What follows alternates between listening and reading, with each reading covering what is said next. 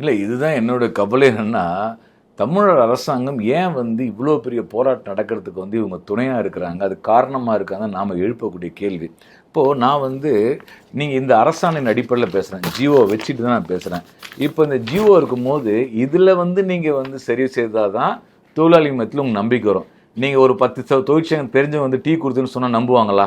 அப்போ தமிழ் அரசு என்ன செய்யணும், உடனடியாக இந்த குறைந்தபட்ச ஊதியம் இருக்கு இல்லையா, நீதிமன்ற அரசாணை சொல்லுது எதெல்லாம் தொழிலாளர் பாதிப்பு உருவாக்கி இருக்குதோ அதை எல்லாம் நான் நீக்கிட்டு உடனடியாக போறேன்னு ஒரு முயற்சி எடுத்தாங்கன்னா உண்மையிலே என்னன்னா இந்த அரசாங்கம் மக்கள் மத்தியில் தொழிலாளர் மத்தியில் ஒரு நல்ல பேர் எடுக்கும்.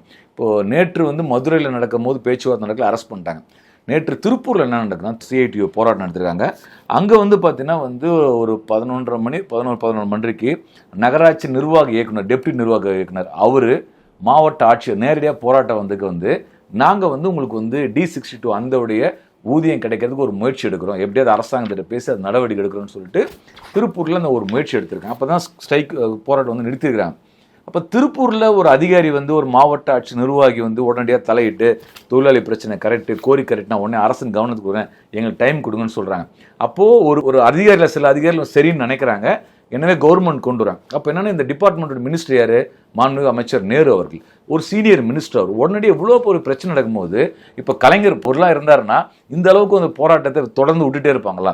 ஏதாவது ஒரு வகையில் இந்த பிரச்சனை நம்ம தொழிலாளர் சார்பாக நம்ம முடிவெடுக்கணும் தானே போவாங்க.